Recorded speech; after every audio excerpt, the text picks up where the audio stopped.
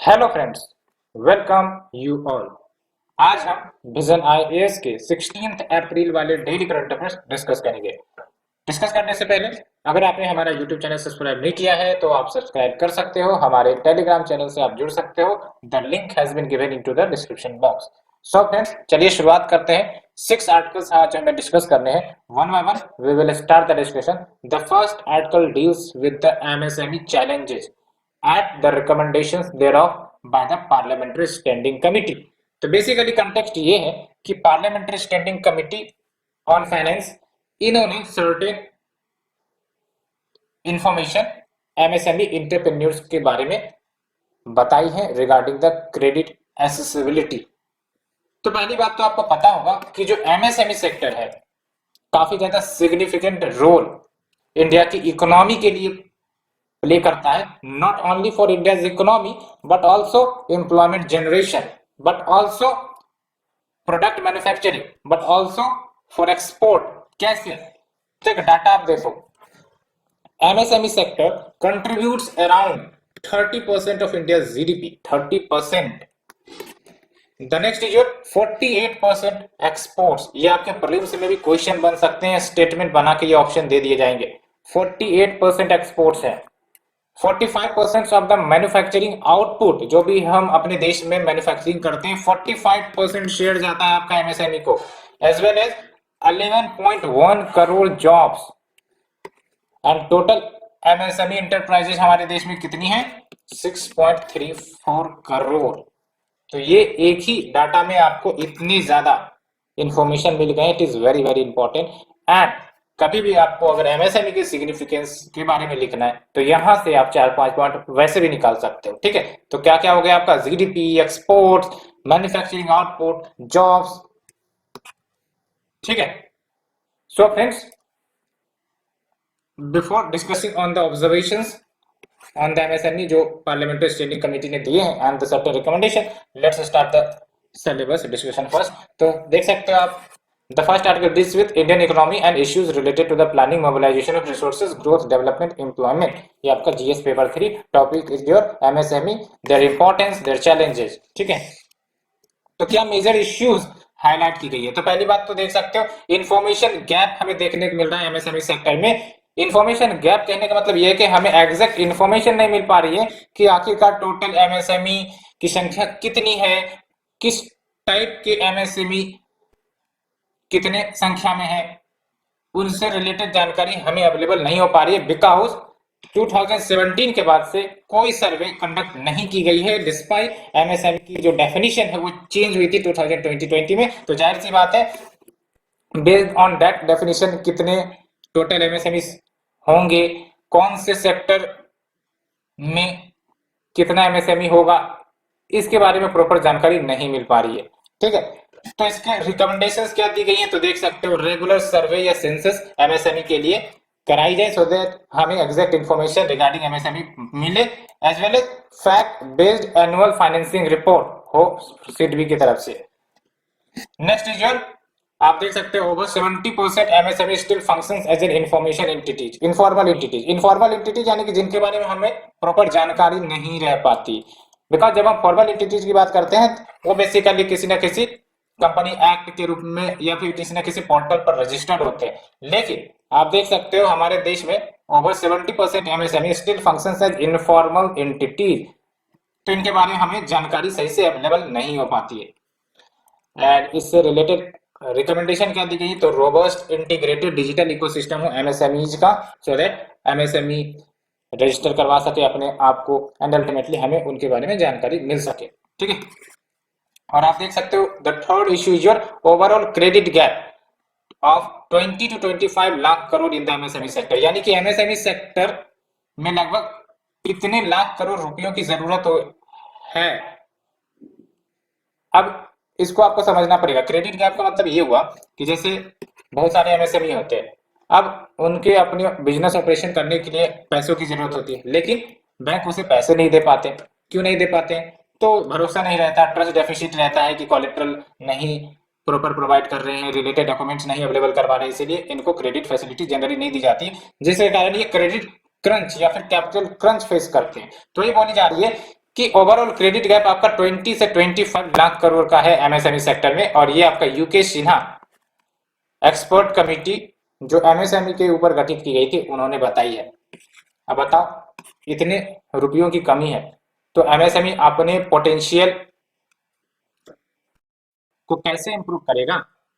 तो इसीलिए बोला गया है कि time bound road map prepare किया जाए सो दैट हम एक्यूरेटली एस्टिमेट करें, एज वेल एज जो क्रेडिट गैप हमें देखने को मिल रहा है एमएसएमई सेक्टर में वो क्रेडिट गैप खत्म हो, बिकॉज क्रेडिट अवेलेबिलिटी ही कहीं ना कहीं एमएसएमई को आगे ग्रोथ की तरफ लेके जाएगा।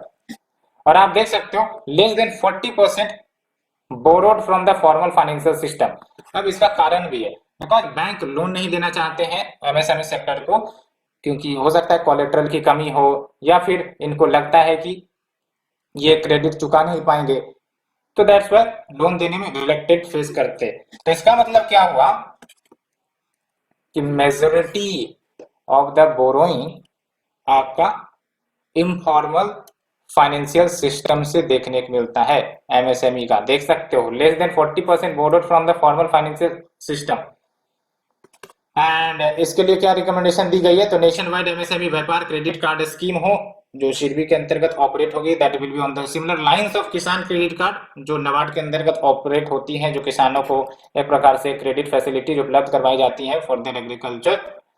एंड इसमें 2 से 3% इंटरेस्ट सबवेंशन हो। एंड ये भी बोली गई है कि जो कार्ड एसेसिबिलिटी हो वो तभी मिल सके जब एमएसएमई उद्यम पोर्टल पर रजिस्टर करे। तो इससे दो बेनिफिट होगी, तो एक तो एमएसएमई के बारे में हमें जानकारी मिल जाएगी जो इनफॉर्मल है, अगर वो पोर्टल पर रजिस्टर करते हैं साइन अप करते हैं तो उन एमएसएमई के बारे में हमें जानकारी मिलने लगेगी। साथ ही साथ जो कैपिटल क्रंच फेस करते हैं वो कैपिटल क्रंच भी कहीं ना कहीं दूर हो सकेगा। एंड आप देख सकते हो बहुत सारे बैंक्स ने एमएसएमई क्रेडिट कार्ड्स या फिर लघु उद्यमी क्रेडिट कार्ड्स भी लॉन्च किए हैं। और फिर अगर हम बात करें नेक्स्ट रिकमेंडेशन की, नेक्स्ट इश्यू की, तो देख सकते हो जो बैंक या एनबीएफसी लोन देना चाहते हैं लेकिन वो लोन नहीं दे पाते बिकॉज जो एमएसएमई है वो कहीं ना कहीं जो कोलेटरल एक्सपेक्टेशन है बैंकों की एनबीएफसी की वो फुलफिल नहीं कर पाते।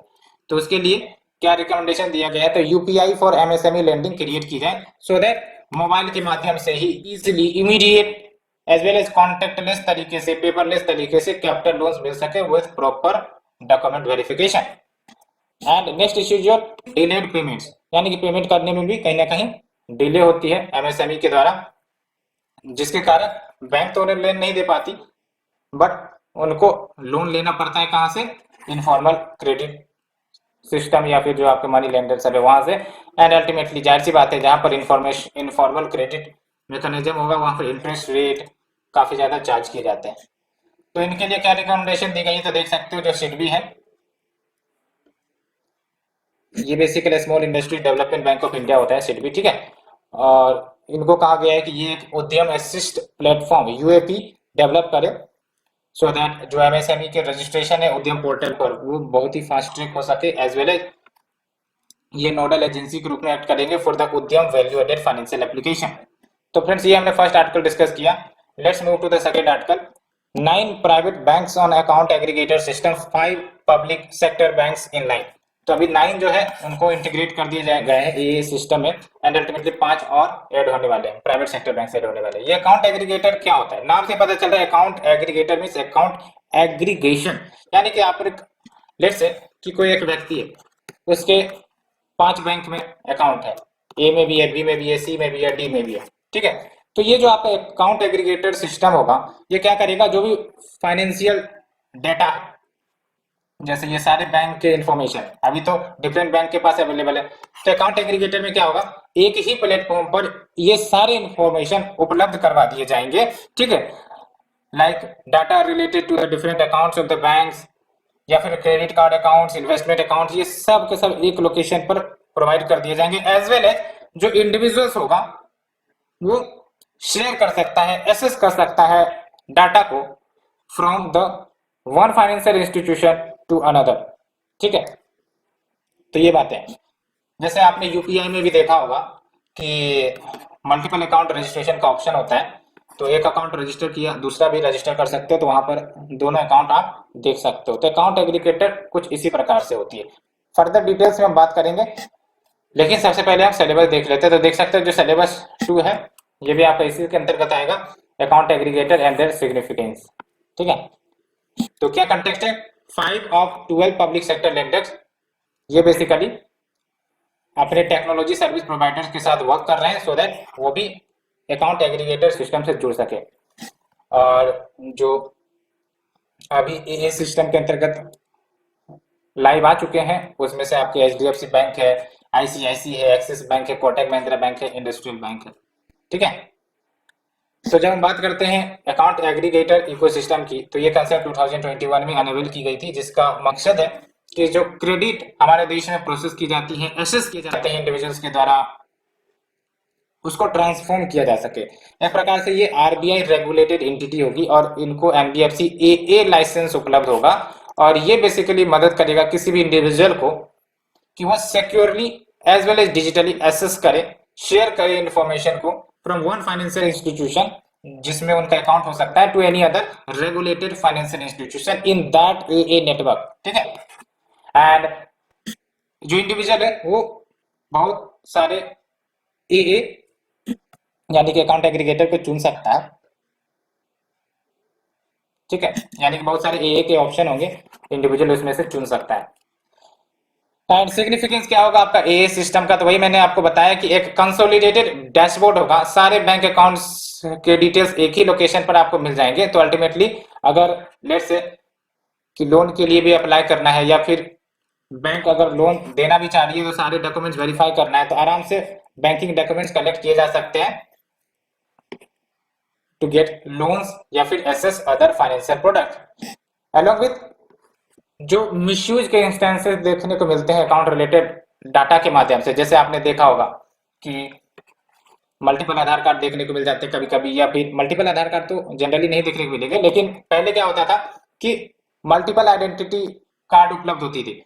तो एक बैंक अकाउंट में डिटेल्स दूसरे नाम से है, दूसरे बैंक में दूसरे नाम से अकाउंट डिटेल्स है, तो इससे क्या होता था डाटा मिसमैच के कारण फायदे उठा लिए जाते थे, क्रेडिट फैसिलिटी एसेस कर ली जाती थी। तो कहीं ना कहीं ये दूर हो सकेंगे। तो reduce the instances of misuse of account related data shared in the physical form.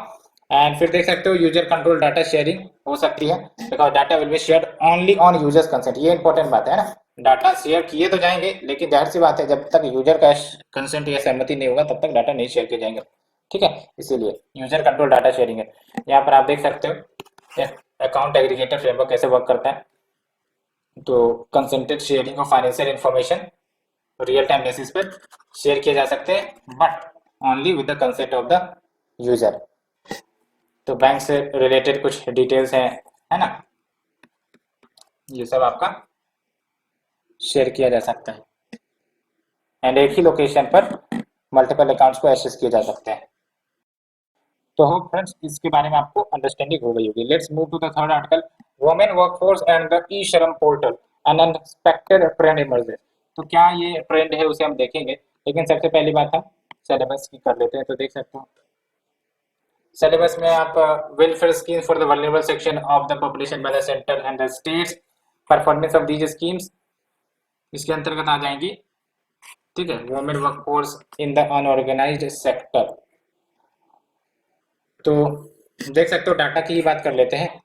तो जो ministry of labour and employment के अनुसार अगर हम देखें तो मार्च 2022 तक लगभग 270 मिलियन वर्कर्स ने ई श्रम पोर्टल पर रजिस्टर किया। ये ई श्रम पोर्टल क्या है, तो ई श्रम पोर्टल बेसिकली एक वेब पोर्टल है जहां पर जो अनऑर्गेनाइज्ड वर्कर्स हैं पूरे देश भर में उनको रजिस्टर किया जाता है और एक प्रकार से नेशनल डाटाबेस इन सारे वर्कर्स का क्रिएट किया जा रहा है। ठीक है, तो लगभग अभी आपका 27 करोड़ या फिर 270 मिलियन वर्कर्स ने रजिस्टर कर लिए, लेकिन यहाँ पर आप देख लो 53% are female and 47% are mail.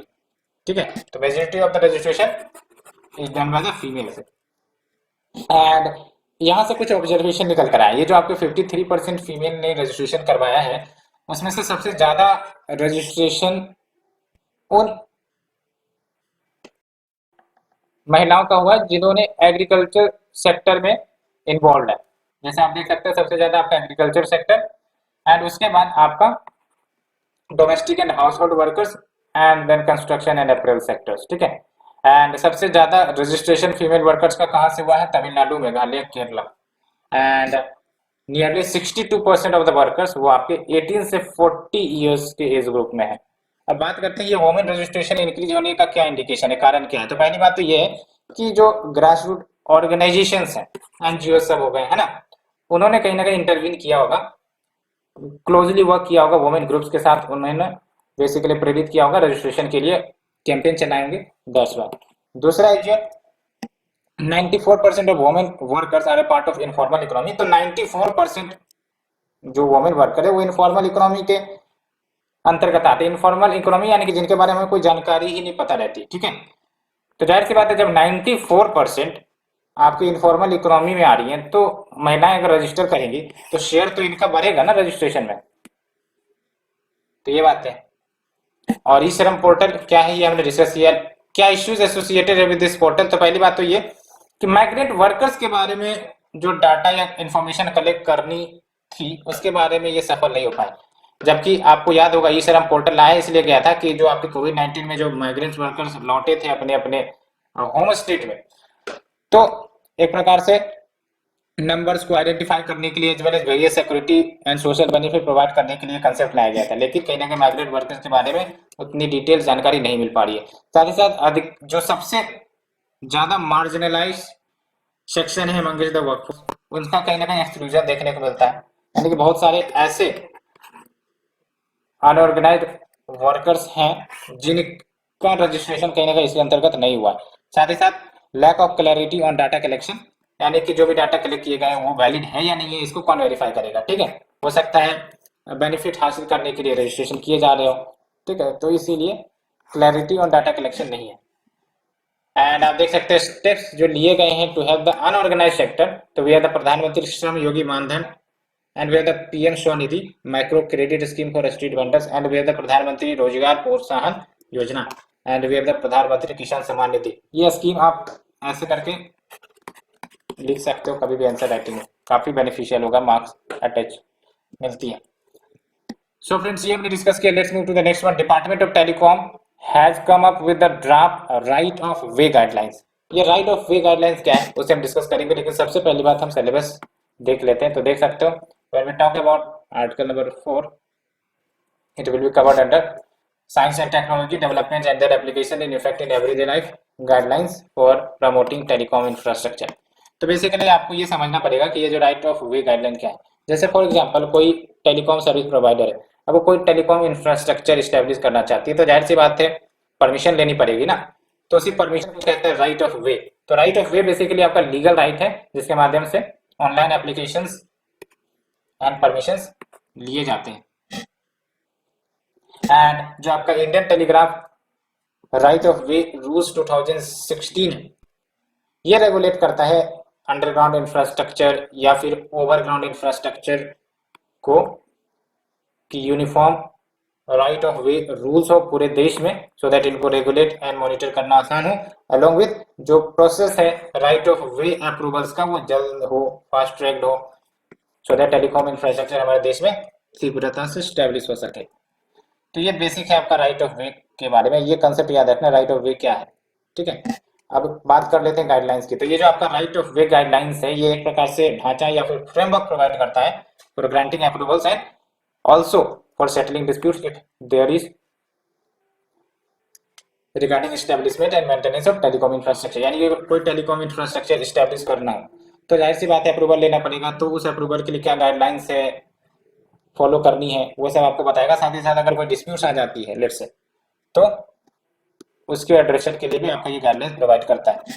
तो ऑब्जेक्टिव क्या है इस गाइडलाइन का देख सकते हो आप, कंसिस्टेंसी लानी है in the right of way related procedures across the state. नहीं तो क्या होगा 28 स्टेट्स है तो 28 स्टेट्स के 28 प्रोसीजर हो जाएंगे, तो उसको कहीं ना कहीं रेगुलेट करना डिफिकल्ट हो जाएगा, इसीलिए कंसिस्टेंसी लानी जरूरी है।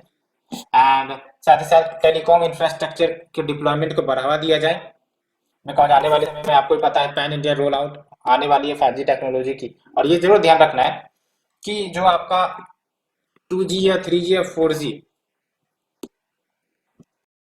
के जो एक्सेस पॉइंट होते हैं ना, उसके कंपैरिजन में अगर 5G के एक्सेस पॉइंट की बात करें तो वो कहीं ना कहीं काफी नजदीक होने चाहिए डिवाइसेस के। कहने का मतलब ये है कि ये जो आपके 5G टावर्स लगाए जाएंगे ना, वो कहीं ना कहीं काफी क्लोजर गैप में लगाए जाने पड़ेंगे, बिकॉज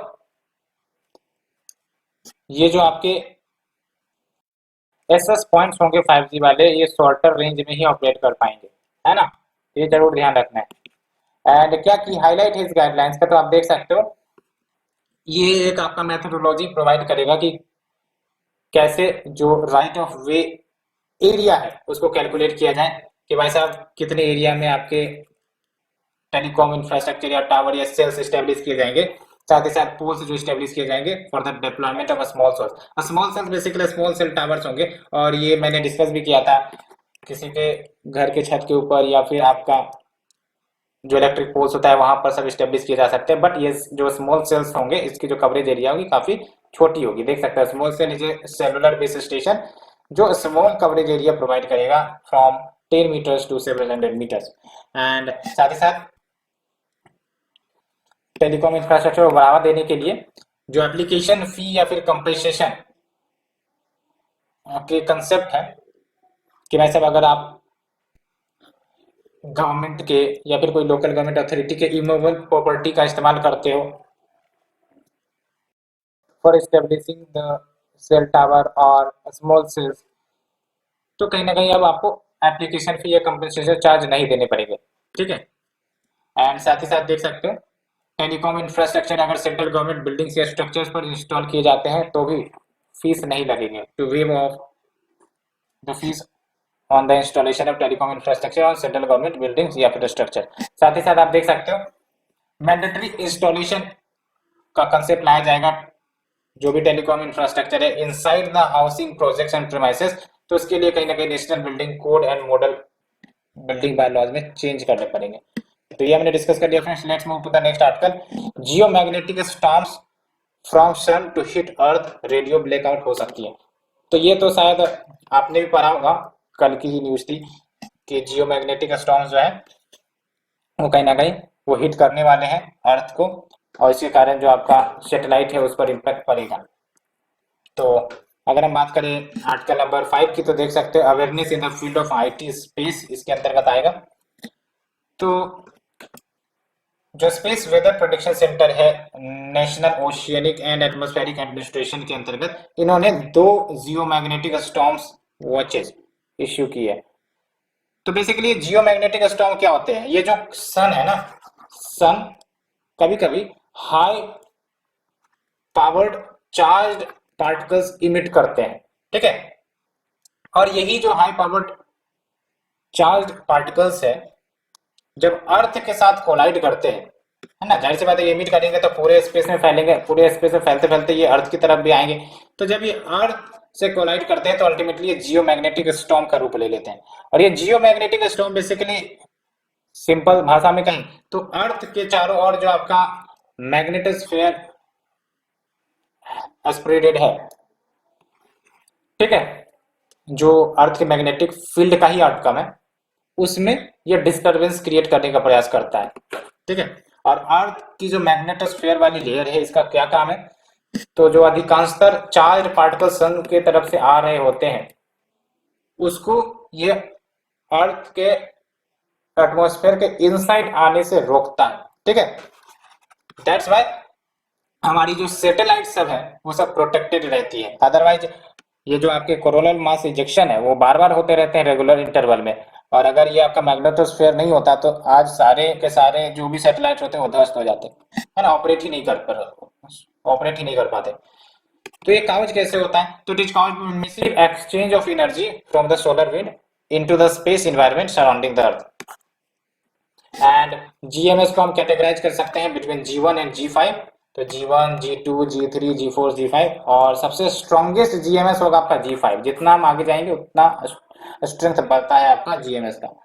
एंड अगर हम बात करें impact of Jio magnetic storm, तो ये आप याद रख सकते हो, जाहिर सी बात है जो जियो मैग्नेटिक स्टॉर्म्स होते हैं ये और कुछ नहीं बल्कि काफी ज्यादा चार्ज पार्टिकल्स होते हैं, तो जो आपके रेडियो ब्रॉडकास्ट सब होते हैं उन सबको डिस्टर्ब कर सकते हैं, जीपीएस को ये डिस्टर्ब कर सकते हैं, साथ ही साथ जो सैटेलाइट इलेक्ट्रॉनिक्स है उसको भी डैमेज कर सकते हैं, एज वेल एज अगर एस्ट्रोनॉट्स हैं, हाई अल्टीट्यूड पायलट्स हैं उन्हें भी कहीं ना कहीं रेडिएशन फेस करना पड़ सकता है। एंड वोल्टेज सर्ज भी देखने को मिल सकती है because of the Altered magnetic activity, और इसके कारण आपका पावर सप्लाई भी इफेक्ट हो सकता है ना, पावर आउटरीच जैसी कंडीशन आ सकती है। कोरोनल मास इजेक्शन के बारे में मैंने आपको बताया ही, ये जो आपका सन का कोरोना है बेसिकली एक लेयर है सन का, एटमॉस्फेरिक लेयर कह सकते हो, ठीक है। कोरोनल मास इजेक्शन के दौरान लार्ज एक्सपल्सन होता है प्लाज्मा का। Plasma is your highly charge particles, ठीक है। एंड देख सकते हैं ना, plasma is the highly ionized gas present on the sun, जबकि जो कोरोना है ये आपका आउटर मोस्ट पार्ट है सन के एटमॉस्फेयर को, ये याद रखना, corona outermost part of the sun atmosphere, और प्लाज्मा क्या है आपका हाईली आयोनाइज्ड गैस है। और कोरोनल मास इजेक्शन के दौरान यही जो आपका प्लाज्मा है वो आपका जनरेट होता है और अल्टीमेटली सन से निकलकर पूरे स्पेस में फैलता है एंड अल्टीमेटली वो अर्थ की तरफ भी आने का प्रयास करता है। Thanks to the earth magnetic field जो प्रिवेंट करने का प्रयास करता है कोरोनल मास इजेक्शन के इम्पैक्ट को। सो फ्रेंड्स, ये हमने डिस्कस किया। Let's move to the last article. India gets elected to 4 United Nation Economic and Social Council body. ये जो आपका यूएन इकोसॉक है ना, प्रिंसिपल यूएन बॉडी है, तो हम देखेंगे कौन कौन से बॉडी के लिए चुना गया है। तो इकोसॉक की बात करें तो it is one of the 6 principal organs of the United Nation systems. अन्य 5 क्या है? तो United Nation general assembly, United Nation Security Council है ना, International Court of Justice ICJ है, ठीक है, एक तो आपका इकोसॉक है और एक है, और आप देख सकते हो ये स्टेब्लिश किया गया है यूएन चार्टर के माध्यम से 1945 में। एंड ये आपका टोटल 54 मेंबर का काउंसिल है। एंड इसका बेसिक एम एंड ऑब्जेक्टिव क्या है? Social, economic and environmental field में वर्क करना। और ये इलेक्ट किए जाते हैं जनरल असेंबली के द्वारा, यानी कि जो मेंबर्स होंगे वो चुने जाएंगे general assembly, United Nation general assembly के द्वारा। और इंडिया को चुना गया है टू द इकोसॉक for the term of what 2022 से 24 के लिए।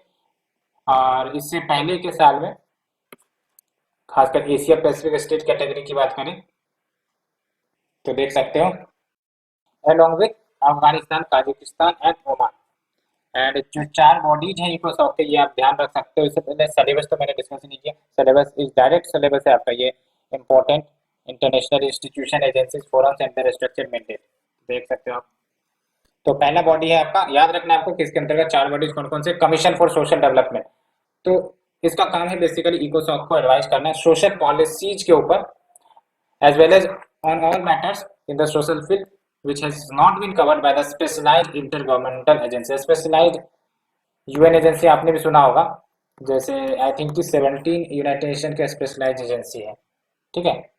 तो उन सब स्पेशलाइज्ड एजेंसीज में अगर मैटर्स नहीं कवर है तो वो ये आपका कवर करेगा, उस पर एडवाइस करेगा। And we have the committee on non governmental organisation, और ये बेसिकली कंसिडर करता है applications for consultative status for the NGOs and साथ ही साथ request for the reclassification submitted by NGOs. साथ ही साथ जो क्वार्टरल रिपोर्ट्स एनजीओज के द्वारा सबमिट किए जाते हैं उसका ये देख रेख यही करता है। And we have the commission on science and technology for development, and इसके माध्यम से ये एनुअल इंटरगवर्नमेंटल फोरम होल्ड करता है for discussion on pertinent issues जो साइंस टेक्नोलॉजी डेवलपमेंटल फील्ड को अफेक्ट कर रहा होता है। And we have the committee on economic, social and cultural rights, और ये बेसिकली मॉनिटर करते हैं implementation of the international coordinate on economic, social and cultural rights by the state party. ये याद रखना है, ठीक है। Committee on economic, social and cultural right, इसका काम क्या है? तो जो आपका international coordinate on economic, social and cultural rights है उसके इम्प्लीमेंटेशन को ये मॉनिटर करता है। सो फ्रेंड्स, ये हमने सारे आर्टिकल डिस्कस किए, hope you understood. Thank you friends, thank you very much for the discussion.